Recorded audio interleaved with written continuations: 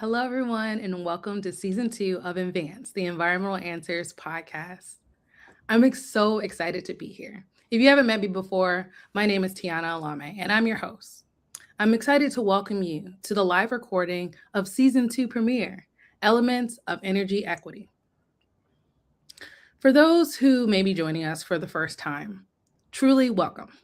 EnvAns is a space where we explore the intersections between energy, environment, sustainability, and development. We get to connect with conversations with researchers, innovators, policymakers, and community leaders, and who are actively shaping our future that we all share. Our goal is very simple: to make complex environmental and energy issues more accessible, while also uplifting people and communities that are impacted by these issues and that are facing these challenges head on. These are opportunities as well. And honestly, I couldn't think of a better opportunity or conversation to start this season off with than today's conversation, where it sits at the intersection of energy, our human experience. And so I'm so excited because this impacts communities across the country who are continuing to navigate energy, rising costs, climate change, housing issues, and challenges. And so we will be able to answer real questions about safe, affordable energy, because energy equity is not just one person's issue, it's all of our issues. So, without further ado, I would like to say, hey, today we have Dr. Diana Hernández, a nationally recognized scholar, sociologist, leader in the field of energy equity and energy insecurity. Dr. Hernandez is a tenured associate professor at Columbia University's Mailman School of Public Health. She is the founding principal investigator of the Energy Equity Housing Health Program and co-director of the Energy Opportunity Lab. Her work has helped transform national conversation around energy impacts, health, housing, and quality of life. She brings together research, policy, and community, and making sure that conversations are not just something that can be left on the table, but truly understood. She's helping to shape more than just today, but tomorrow. She's also the co author of Powerless: The People's Struggle for Energy, one of the most important recent works examining energy insecurity in the United States. In today's episode, we'll be digging into what this work is and why it matters together, exploring what energy equity really means, and how research, policy, and community action together shapes our reality. So, how are you doing today? I really appreciate you joining us. I am so happy, Dr. Hernandez, to please say thank you, and make sure you feel very warm and welcome to the Advanced Podcast. We are so happy to have you here today. Oh my goodness. Thank you so much for the amazing introduction and for the warm welcome. And I'm really excited to be in conversation with you, Tiana. Thank you for hosting, and amazing that you're in your second season and that we get to launch it together. Yeah. So, to kick things off, I really wanted to talk to you first about who you are and why this work matters to you. Yeah. Who I am. Well, I mean, I always kind of think of myself in terms of my personal identity and my background. I'm a New Yorican from the Bronx, a Black identified Puerto Rican, who, like, has had a history of growing up in what would qualify today as a disadvantaged community, but also, um, Section 8 housing, and then all of these like amazing community development opportunities that happened in my community that I saw unfold and directly benefited from.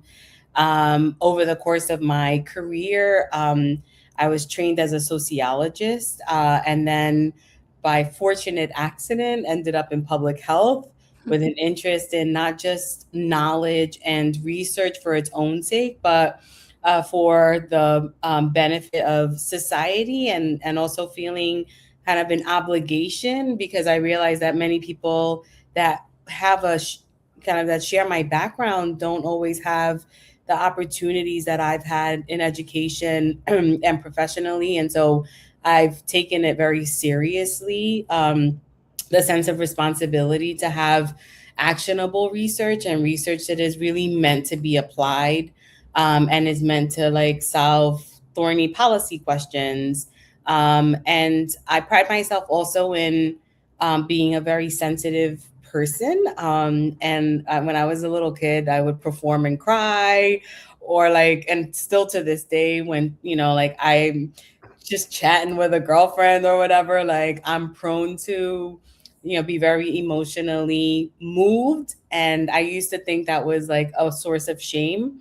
And now I think it's my secret, like, superpower in some ways, because I feel like it's also been an opportunity for me to like connect with the essence of people's stories, and then to try to convey that same essence on the page. And so when I think about like all of the different elements of like my identity and my personality, I it really kind of boils down to being a good listener and someone who's like socially receptive, and I've been that since I was a young girl.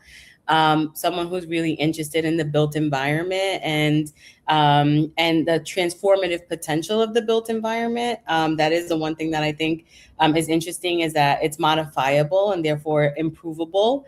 And that is absolutely true about energy issues. And we're, you know, kind of, I think, in a unique position right now to be thinking very forwardly about what happens in an energy transition that may be stalled right now, but also seems in some ways more inevitable than ever. No, I really, really appreciated all the points that you brought up in your introduction. And I can see that you're very passionate about this work. Something that I wanted to circle back to was the fact that your background, it seems like you started in health, right? And some people, when they think about energy, they don't see that connection. Could you explain to us why there is a connection with those pieces from your perspective? Yeah. I actually started in sociology. So my undergrad is in sociology, my PhD is in sociology with a focus I did Black and Puerto Rican studies as an undergrad minor, and then a concentration in social inequality for my PhD. So very like kind of deep, continuous work in this space.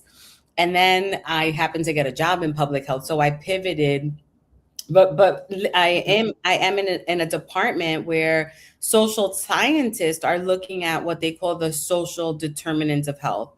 So how like social factors, sometimes you can kind of reduce it to demographic correlates like race, ethnicity, income, place. But those are not the only drivers, although, you know, I think quantitatively it kind of often gets reduced to that. And how like some of these issues are very much correlated with health, adverse health conditions being like chronic health conditions, your diabetes, your cancers, all these kinds of things that are often also environmentally rooted. So one of the things that so there's an emerging field of people that are looking at social and environmental determinants of health. And I definitely fit in that category. I started to do work. My dissertation was about legal services, so very different. Always interdisciplinary, and I would say even transdisciplinary in many ways, because I was looking at like the sociology of law at that point, and how legal services could mitigate the relationship between poor housing and poor health. And in the context of that work, I was sitting in people's homes and they were telling me about their energy stories. They were telling me about all of the different ways that energy was affecting their lives. And I believed them. Mhm. And then I continued to like interrogate and understand this, not only as part of that study, but then as part of like a whole career over the better part of the last 20 years. Wow. No, that makes sense, and I can see how it's, like, all connected. You know, my background's in environmental science, so sometimes I feel like I put things in buckets that aren't necessarily like, there is a distinction between doing sociology work versus health work, and understanding how there are opportunities for overlap and how that impacts that, so I appreciate you, like, painting that picture. When I heard you talk about going into people's homes, it had me to think about, like, your book and, like, how there's different folks that are just genuinely like impacted by this work. I'm curious if there's like a specific chapter or a part of the book that you would like to share with us that we can reflect on when it comes to thinking about people and the impacts of energy on their health. Yeah. And thank you again for the invitation to talk about Powerless, the People Struggle for Energy. It came out about a year ago. And my co-author, Jennifer Laird, is on faculty at Lehman College. Really grateful to have done this work with her. And I mean, basically, this is a follow-up to a project that was based in Boston. And, you know, I was hearing about all these cold weather issues and like people living in homes that were, again, too cold, where they were at risk of a shutoff, where there had been like this oil to gas conversion happening, and how that was sometimes an opportunity for, you know, like landlord improprieties, as in like, you know, just transferring the cost over to tenants and stuff like that. And I was really interested. The energy issues came up there as an incidental finding. It wasn't necessarily the intention of that work. And so I had become really interested in both the links between housing and health. That's a big area of the work that I do, but then also like this more underlying energy equity issue. And to that kind of incidental finding that was in this Boston-based study, I wanted to kind of follow up with a national study. And that basically meant that I did in-depth interviews around the country, over 100 in-depth interviews, many of them actually at energy assistance offices, and then some of them in people's homes, or in other like community-based organizations, legal services, food pantry, disaster relief organizations, etc. Really with the intention of understanding more about people's energy stories, like how are people experiencing energy insecurity? What can we learn when we look at this in different contexts, not just one city and one community, but like in a number of communities around the country. So that brought me to Montana, to California, to Tennessee, to Detroit, to Puerto Rico, to Philadelphia, to New York, to California, Arizona, and one other place that I will forget. But in any case, it was based at Alabama. So these are all like kind of very different places. Their geography, like the climates are very different. The politics are very different. The opportunities, the housing challenges, all of these things really vary in these contexts. But in doing that, I really learned, first of all, about the essential elements of energy insecurity. And I'll run them down quickly. And then I want to talk a little bit about health, and I can even talk about a story. But the essential elements of energy insecurity are really the economic component. So that's the difficulty paying, disconnection risks, and debt that accrues when people are unable to maintain and have keep up with their utility bills on a month-to-month basis. Then there are the housing deficiencies and inefficiencies, the broken boilers and furnace systems, the fact that like some people don't have cooling, or it's inadequate, the like aged electricity infrastructure that some people have, all of the kind of drafts, things that lack of insulation, essentially The that windows, like comfort. with your windows in your house not being sealed well. Exactly, Okay. exactly. And one of the things that comes out of this work is also the role of power outages. Um, First, because we have this like amazing like test case in Puerto Rico from Hurricane Maria, and you know this kind of very extended island-wide blackout that impacted all kinds of things, including excess deaths that flowed from not just the direct impact of the hurricane, but the fact that the other infrastructure, telecommunications and healthcare and all of these other infrastructures were made either inaccessible or really kind of challenged by the lack of electricity services. And it's something that we still are, that people on the island are still dealing with today. And then there's the coping pieces, the thermal discomfort, the like underuse of energy, right? The underutilization, underconsumption of energy, and the trade-offs that people are making between basic needs and essentials. And I think another important piece of this work is that it also draws on feeling. Like, what does it feel like to be energy insecure? And people basically described it as being draining. And that with kind of this chronic exposure that they also are depleted, like that there are, and there's an equivalent when it comes to food insecurity, which is that you could be hungry and then you could be malnourished if you're like kind of chronically food insecure. So those are like kind of zeroing in and polishing and refining both the concepts, so the way that we understand these issues, and giving vocabulary and language to that is all a part of kind of also getting clear about the problems that we're trying to solve. Like, I think people throw out energy equity and energy justice as ambitions without having full, deep understanding about the lived experience of these challenges, not the technical qualities solely, but also like how this translates into how people are feeling and navigating, difficult circumstances that they're not always in full control over, given, for instance, being renters or whatever. Now, when it comes to health, that's a whole nother thing, right? Because like it's one thing to actually characterize a problem really well, and then it's a whole nother thing to actually be able to say that it impacts health.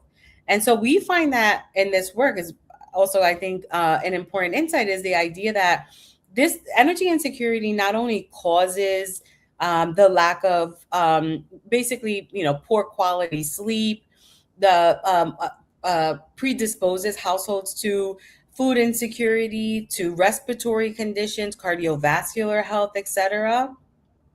But also that people living with chronic illnesses, people living with diabetes, hypertension, cancer, are all also more likely to experience energy insecurity. So health vulnerability is an important way of kind of thinking about an at-risk population, and a population that may need additional supports and protections against energy insecurity. So this book is really a full package in the sense that it is about stories. It is also anchored in surveys and statistics to be able to say, like, this is a widespread issue. It's prevalent in the population. So don't ignore it. But I think some of the things that have really motivated the work have been the idea that, like, there is this human element of it, and that the stories are really like a way to motivate change in a, but like kind of not necessarily by targeting the rational parts of decision making, but more the emotional parts of decision making. And if you allow, I'll tell one quick story, and then we can get back into the questions. But there are so many stories that to me like resonate a lot, but I want to just kind of elevate the story of Sophia, who in the book, I use pseudonyms, but she's a woman that I interviewed from the Bronx, an older person, an Italian immigrant, a really proud grandmother, a mother, a widow, someone who'd been living in her home for a very long time, who loves her home a lot. She had this little locket on her chest, and she had a picture of her husband on it. So it would open up and you could see her picture, the picture of her husband. And I kind of like, it was like her house was an extension of that love and that connection that she had with her husband that had passed away. And she's like, if I have to leave my house, I like the second day I'm going to die. Like, she just really understood that was like the place that she wanted to be. But it was not easy because in the winter times, like, she could not afford to adequately heat her home. She was using heating fuels.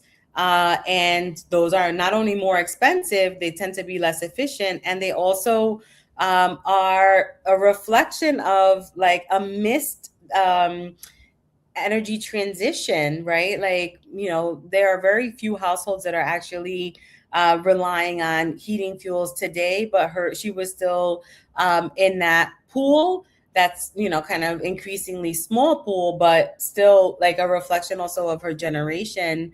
And she had already lived through the 1970s oil crisis, which 50 years later, we're kind of in a similar position, and we can talk about that now. But basically, her home was very cold. Her granddaughter came over, and she described her granddaughter as her hands wearing a coat, but her hands were shivering. and how heartbreaking that was for her to like see that she wasn't able to extend like a hospitable environment to her granddaughter in that visit. That means so much to her, because those visits are the difference between her being alone in her home and socially isolated versus being connected to her family. But it was in those instances of the extreme cold that she couldn't keep up financially. Her home couldn't keep up in terms of thermal comfort. And it really was what she was really most worried about, was that that might be the driver of her loneliness. So, you know, there's like all of these different ways that people are coping. In her case, she was under consuming energy, like really, not turning the thermostat too high, because she could only turn it up just a little during those visits. Otherwise, she was using the stove, the managing her hot water heater, turning it off most of the time, very selectively turning it on for like bathing and stuff. So like there were ways in which like she didn't live a life of just ease and she lived a life of worry essentially around these things, and also felt like she was doing as much as she could to control the circumstances, but the financial constraints were substantial. I appreciate you spending time on Sophia's story. That's chapter 5 of Powerless.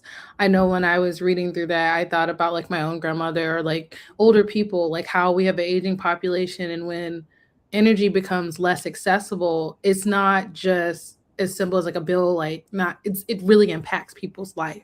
And so when you're telling Sophia's story, I can imagine like, the pride around like wanting your family to be comfortable around you, and how like energy is not just keeping the lights on, it's like keeping you alive, like keeping you engaged, and how critical. So when you said earlier at the beginning, when you said like this work, you are uniquely sensitive for it because it's uniquely sensitive work. It really is that. And so I really appreciate you sharing that story, because sometimes, if you're living what I would say a life where you're not thinking about your lights being on and off, it's easy to forget that this is a privilege that you have. Not everyone is dealing with that. And a large population of people in the United States, can assume that that's not something, but there are many people.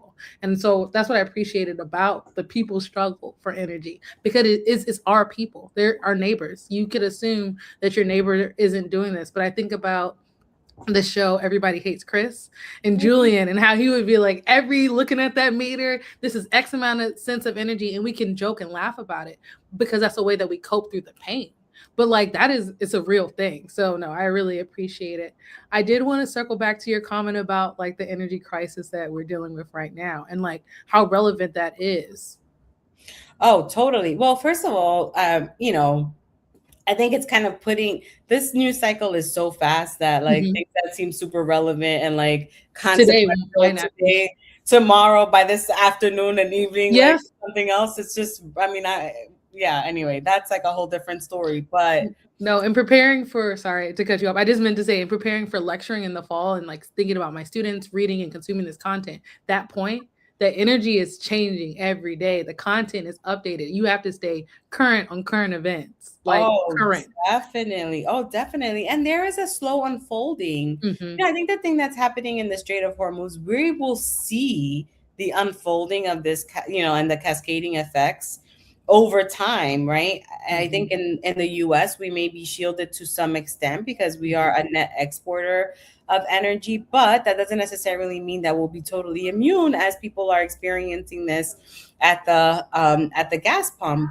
But Sophia, for example, was one of those households that was using fuel oil, right? So like she would definitely be directly affected by the kind of price hike. And while we have less and less households that are reliant on fuel oils, the ones that are, and that is, of course, like when we think about the energy transition and stranded assets, we're talking about households that just like couldn't keep up with these transitions, and then they end up paying a lot more. So definitely there's like that pin that I would place.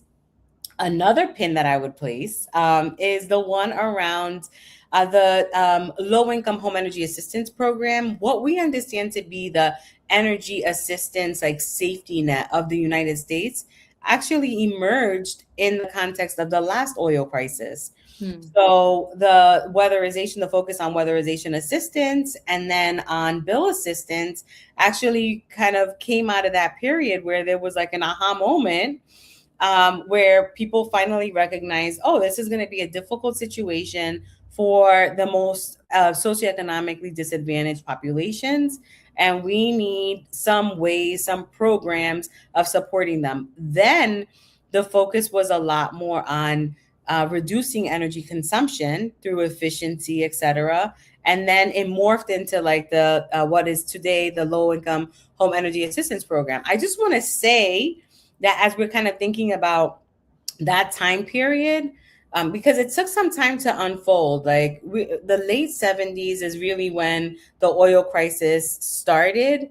1981 was when we finally formalized the LIHEAP budget formula, and 1984 is the revised one. So this is just to kind of give a sense of like the fact that the policy agenda setting and implementation of policy does take time. So when I said that, like, we will see this unfolding over time, I think we can anticipate that. And I think that we might need to be prepared with more policy armory. That would be great. Well, I don't know how, what that looks like in the current administration. In any case, I will say that however important these the energy safety net is in this country, which, you know, these are the two biggest programs. LIHEAP is the biggest program, but it's very under enrolled. So you have this uh, eligibility enrollment gap such that 17% of all households that are otherwise income qualified for LIHEAP are actually enrolled in the program. So that means that there are many more, the vast majority of households that actually should be able to benefit from energy assistance are not.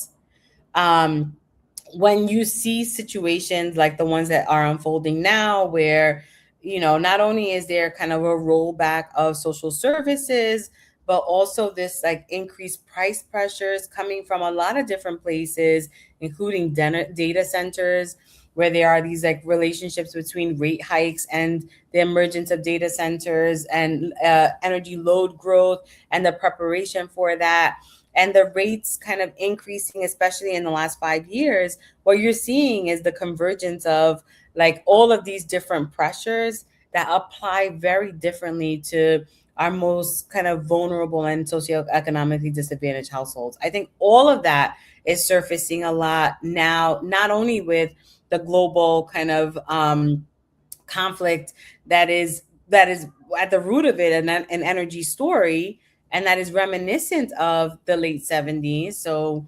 50 years ago.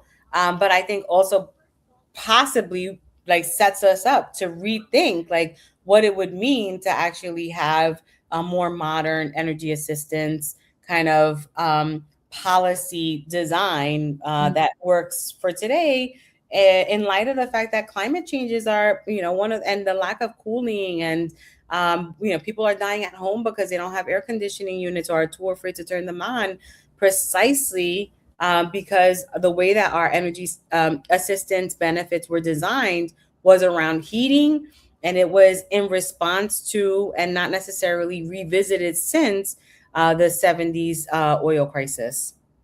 No, that's clear. And I really appreciate you painting that picture.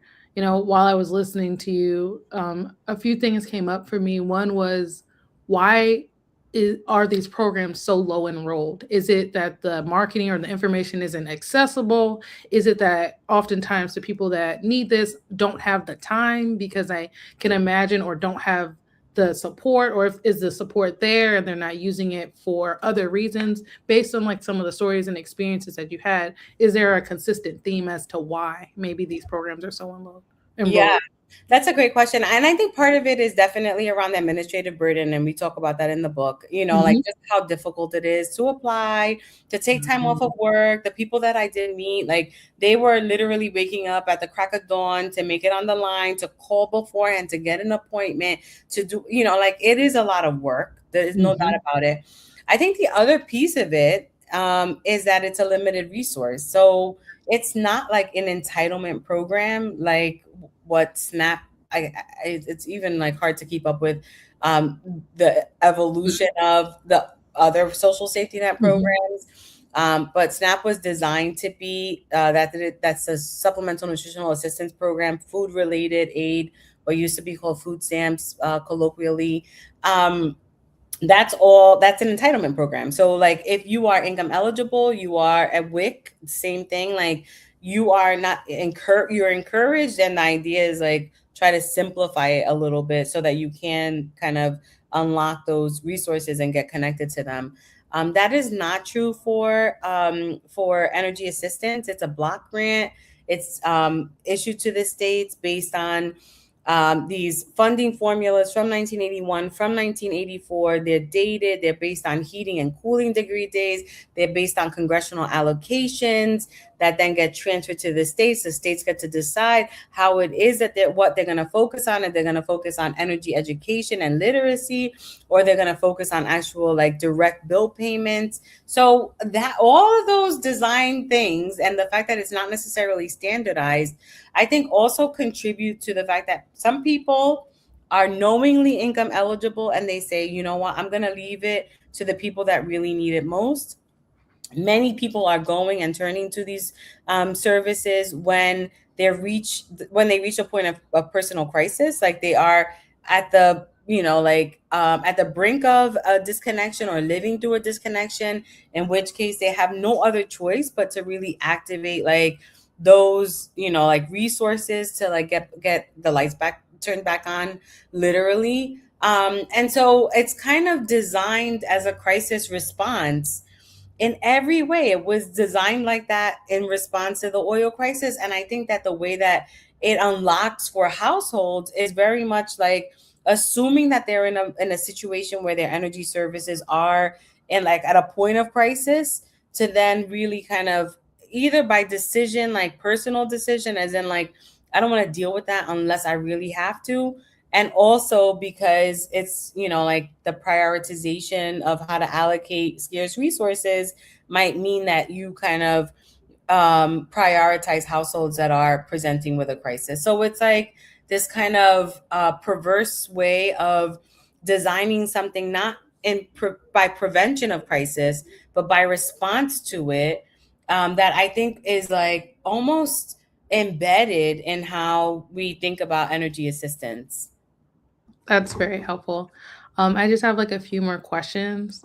One of them Like is the fire. sparked by no, they're great. Like I'm enjoying this so much. Really, I really appreciate you, Dr. Thank Fernandez. you. No, I'm thinking more about when I read the title of your book, the Powerless, the People's Struggle for Energy. The people part really sticks out for me, and the system is the thing that we as people have to have more control over. Like it sounds like you're saying that a lot of the policies were written in like the 80s, right? It's 2026. How can people get a better handle on it? I know for me, how I think about it is making sure that students that go to universities are aware of the challenges outside of like maybe what they consume on social media or what's consumed by as in mainstream media, but like what else do you think is I guess a critical factor for people taking more ownership over the system that we all live within? Hmm. Well, let me just say, first of all, that's a wonderful question. I want to kind of respond to it in two different ways. So the first way is to say that, many people are interacting with their utility bill, and that's the way that they're kind of understanding and making decisions around energy, right? Like, and I have to give credit, um, definitely to folks that are like deciding and very actively, proactively, like just utilizing as little energy as possible to kind of get by. Like I definitely grew up in one of those households where my mother was like, yo, turn the lights off. Like, I don't care what you do. Just don't be running these things if they don't have to go on. Like it was like very much like an ethos that was like Mhm. part of the culture, part of the like that is the expectation growing up, where you're trying to do everything you can to manage a bill. But the truth is that a system that like stops there, the interrogation and effort where if it stops there, then the onus is only on, let's say, the individuals in the households. But this book is really an invitation not only to like understand and give credit to the people for all of the ways that they're struggling. And the struggle to me is also, it's an active word, as in it's all the effortful coping that people are like, literally, like they're not just like struggling passively, like that there is a lot of active work in that, in this arena. But also we need to be thinking about other ways that our energy systems are like, need to be tackled, addressed, managed, controlled. Like all those, like, for that proactivity that we're seeing at the bill level, like we also kind of, it can translate over to the systems level. So toward the end of the book, we kind of land on this action framework. It's the Sparked Action Framework. It's about so the acronym is around screenings and surveillance, really data, participation in energy decision making, affordable bills, which can take many different forms, a robust energy and social safety net, knowledge, so increasing energy literacy, energy efficiency, clean energy access, electrification as the E, and then disconnection reform. And this is just a way to start, but definitely a place to be able to say, like, we are now interrogating decisions that are being made around disconnections. That is a policy and therefore a decision and a practice that can be modified. And we've seen that being modified in different ways, oftentimes kind of thinking about the humaneness or the fact that it is inhumane to disconnect households based on affordability. And so we've seen, like courageous action, or maybe not even courageous, but the right action around these issues.